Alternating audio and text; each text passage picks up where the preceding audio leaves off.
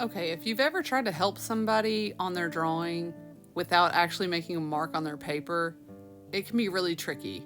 This is the answer that I found that best fits the solution for the problem of helping students without marking on their paper.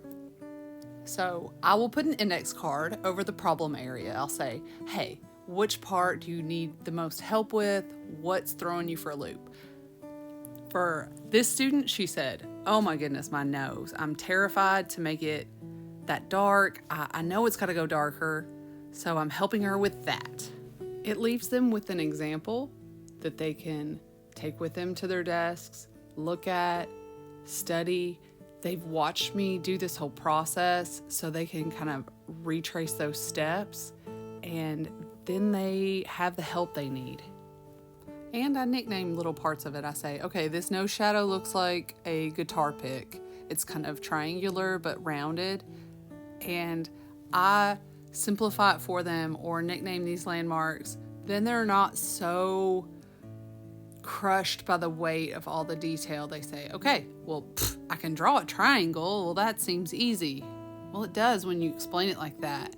But when you see everything all at once, it is overwhelming. So that's the kind of language I'm using as I talk to my students. I'm simplifying. I'm diffusing the situation, trying to make them calm down enough to see the reality, the literal shapes that are there, and that they are able to record those because they are smart, bright kids. And it's certainly not true that they can't do it. That's not true at all. There's a lot of reasons their outcome is different than what mine is, and it's typically what they don't observe. So I'm going to look here and see that I go from medium to light to medium, medium, light, medium, and I'll say, look for the pattern that you see. Is there change in value from one area to another?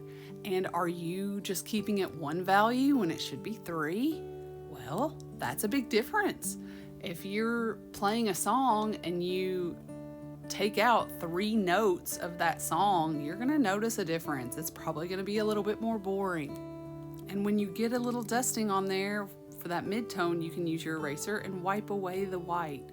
And drawing the white parts of the drawing, the really high keys, can be much more useful in some ways than always having to use your pencil to make mark.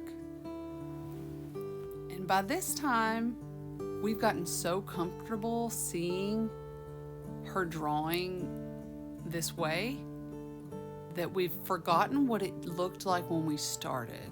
So we've really forgotten, and we're going to do a big reveal and see if the student and I can get on the same page and say, okay, we both agree that this has to be a high contrast area, and that I'm going to have to use my 6B and really put in some deeper, low key values. Wow.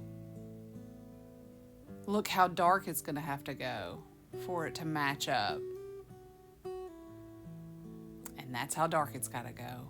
By this time, the artist is charged up, ready to go, and knows exactly where to take it. That's how I help my students build the confidence they need to keep going on this really difficult project.